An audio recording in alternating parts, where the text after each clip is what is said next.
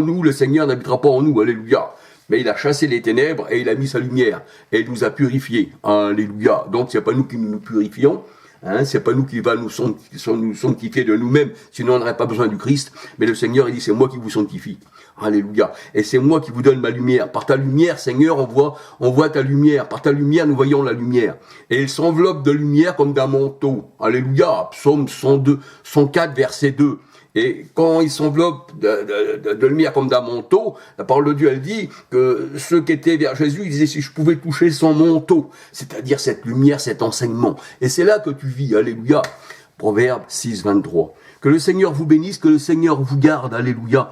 Et j'espère que cette petite encore étude que j'ai faite de la part du Seigneur, pas de la part de Charles, et puis que le Seigneur donne à m'exprimer, parce que des fois je me demande si je m'exprime bien, alléluia.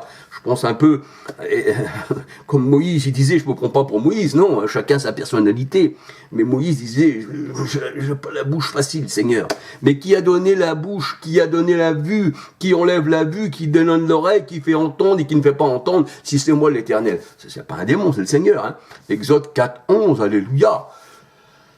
Jean 9, 39, alléluia. Jean 12, verset 39 à 41, c'est lui qui ouvre, c'est lui qui ferme les yeux, c'est lui qui abaisse, c'est lui qui élève l'Éternel. 2 Samuel, versets 4, 5, 6. Jacques 4, 12, c'est lui qui fait trébucher, c'est lui qui relève, alléluia. Amos 3, 6, la parole de Dieu nous dit, arriverait-il un malheur dans une ville sans que l'Éternel n'en soit pas l'auteur? Le bien et le mal vient du Seigneur. Alléluia. Il met les ténèbres dans le pays d'Égypte, mais d'un autre côté, il y avait la lumière pour les Hébreux, alléluia. Donc le Seigneur, il dirige tout, alléluia. Et quand le Seigneur dit, aujourd'hui tu mourras, parce que tu n'as pas écouté ma parole, eh bien ça se fait, spirituellement tu es mort parce que tu n'as pas écouté. Mais si tu acceptes cette parole qui est la vie, tu as les paroles de la vie éternelle, disait Pierre, alléluia, acquérions-nous Seigneur, tu as ces paroles, tu es la parole faite chair, tu es Dieu fait chair, tu es Emmanuel avec nous, alléluia. Mais tu es Emmanuel avec nous parce que tu es en nous, nous sommes ton temple, alléluia. Gloire au Seigneur, comment qu'un homme saint pourrait rester en nous, nous donner des ordres par le Saint-Esprit et nous diriger. L'Éternel est mon rocher. Et il buvait un rocher qui était Christ. 1 Corinthiens 10, 4. Ésaïe 44, verset 6, 8, alléluia. Ésaïe 8, 13, 14, 15. L'Éternel, eh bien, il est le rocher. Il est le rocher, un rocher de scandale. Et Jésus, il est le rocher, alléluia. Il n'y a pas de rocher. Il y a pas de, on va dire, berger. L'Éternel est mon berger. Jésus, il est le bon berger. Il n'y a qu'un seul troupeau pour... Il n'y a qu'un seul berger pour un seul troupeau. Petit troupeau. Vous voyez, le Seigneur, il aime tout ce qui est petit. Si tu te fais grand devant le Seigneur, eh bien, tu vas être rabaissé. Mais celui qui s'abaisse, eh bien, c'est le Seigneur qui le relève. Alléluia. Le Seigneur, il dit que l'arbre qui veut dépasser les arbres, ben, on le coupe. Et l'arbre, quand il tombe, il ramène des autres arbres avec lui dans sa chute. Alléluia. Parce que c'est ces arbres-là qui dirigent le monde. Et quand tu tombes, eh bien, quand le gouvernement tombe, eh bien, tous les autres arbres qui suivaient tombent aussi. Tout ça, c'est spirituel. Alléluia. Eh bien, que le Seigneur vous bénisse, que le Seigneur vous garde. Alléluia.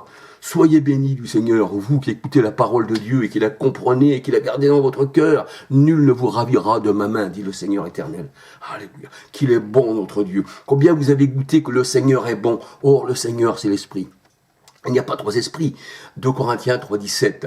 1 Jean 4, 13 nous dit, il demeure en nous par l'Esprit et nous sommes tous baptisés et abreuvés. Parce que c'est l'eau, l'Esprit. Hein.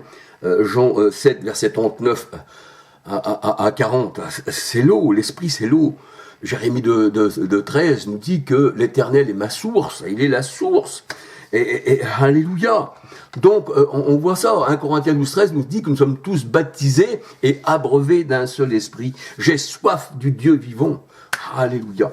Et bien que le Seigneur vous garde, et puis à la prochaine vidéo. Un petit bonjour à tout le monde, je ne vous y plie pas. Et puis ce que j'ai pensé de faire, ce que je dis, je le fais. Il y a peut-être un temps pour toute chose, mais ça va venir. Alléluia. Gloire au Seigneur. Que le Seigneur vous bénisse, aussi bien homme que femme. Alléluia. Parce qu'en Jésus-Christ, il n'y a plus homme, il n'y a plus femme, il n'y a plus grec, il n'y a plus juif.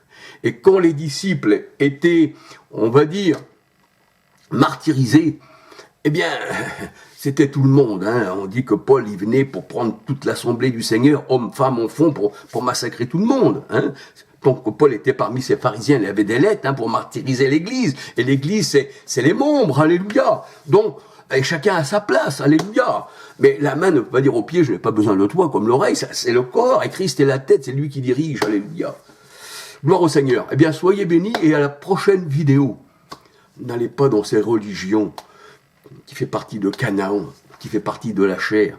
Le Seigneur, il dit, sortez du milieu d'eux, mon peuple, Apocalypse 18.4, il me semble, Apocalypse 18.4, sortez du milieu d'eux, mon peuple. Et 2 Corinthiens 6.14, qu'y a-t-il entre la lumière et les ténèbres? Sortez du milieu d'eux, je vous accueillerai, dit le Seigneur, parce que vous êtes mon peuple, alléluia. C'est un appel de Dieu, alléluia. Gloire au Seigneur, alléluia. À la prochaine vidéo, si Dieu le veut. Parce qu'on doit toujours dire si Dieu le veut. Parce qu'on ne sait pas. Même Paul le dit. Il y en a un qui dira, moi je veux faire ci, moi je veux faire ça, ça. Mais il devrait dire plutôt si Dieu le veut. Parce que le lendemain, tu ne sais pas ce que tu feras. Si Dieu le veut. Alléluia. Gloire au Seigneur.